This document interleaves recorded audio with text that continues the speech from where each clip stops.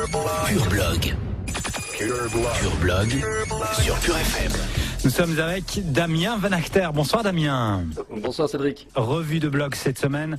On commence par Technorati qui traque désormais 57 millions de blogs dans le monde. Oui, c'est le chiffre que David Sifry, donc le patron de Technorati, ce fameux moteur de recherche sur les blogs, a sorti ici début de semaine. 57 millions, c'est pas plus mal. Souvenez-vous, la première fois que j'en avais parlé, on était juste un petit peu au-dessus de 30 millions, si je me souviens bien.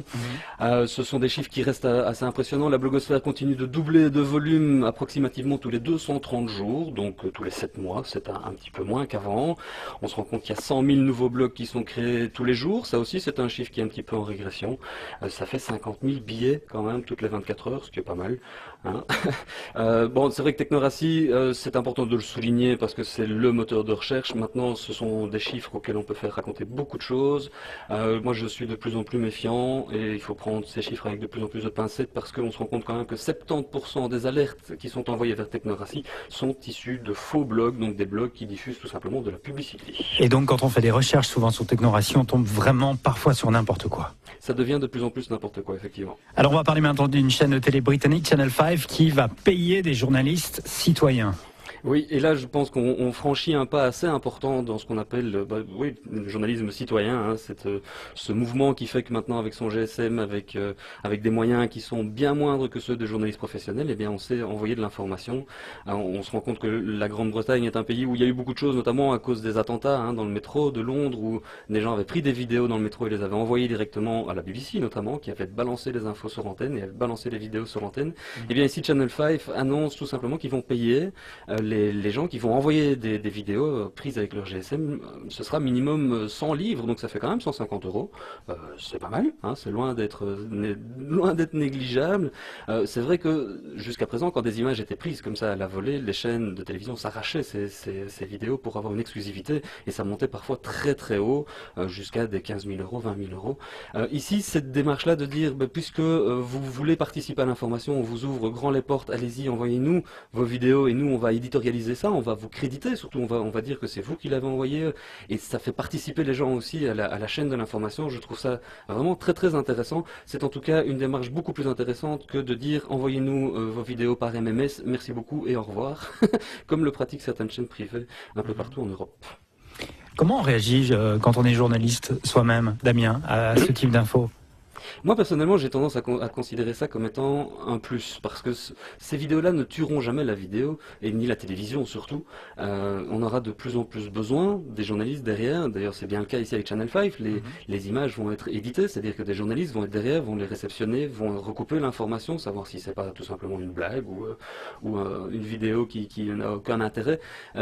C'est de la richesse de ces échanges entre les non-journalistes et les journalistes, entre les blogueurs, ceux qui sont même de très bons blogueurs et qui sortent de très bonnes informations, et les médias traditionnels que va naître une nouvelle forme d'information. Et puis de toute manière, à l'heure actuelle, chacun maintenant sur le web et grâce au web est capable de se créer sa propre télévision, ses propres canaux d'information, et donc les médias ont tout intérêt à s'ouvrir, je pense.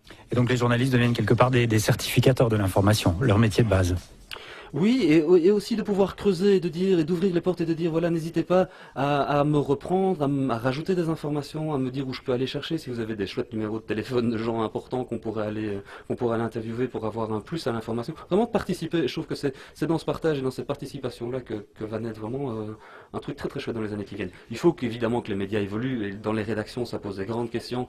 On le voit ici notamment avec USA Today qui est le plus grand, une édition nationale aux États-Unis qui est un des plus grands journaux aux États-Unis. Eh bien, son propriétaire, qui est le groupe Gannett, a décidé de fusionner tout simplement ses rédactions print et web. C'est une grande avancée. Gannett c'est quand même 89 journaux locaux aussi en dehors de USA Today.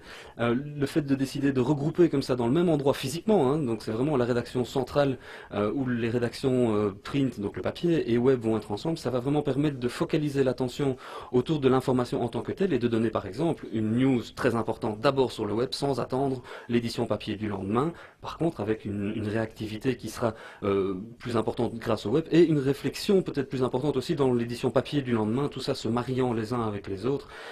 Évidemment, dans les rédactions, il y aura des freins, il y aura des gens qui ne seront pas d'accord, les syndicats vont monter au créneau, mais c'est ça aussi qui fait partie de la beauté du sport, et je pense que les éditeurs l'ont bien compris. Le fait que Gannett, ici aux États-Unis, déclare très clairement qu'ils vont le faire et que ça amène aussi bien plus de trafic sur l'édition web que sur l'édition print, ça risque de décider beaucoup de gens à se lancer aussi, mais tout vient à point qui sait attendre évidemment. Et donc maintenant, il se considère plus comme éditeur de journaux, mais Information Center, donc centre d'information. Voilà, un centre d'information où vraiment on va...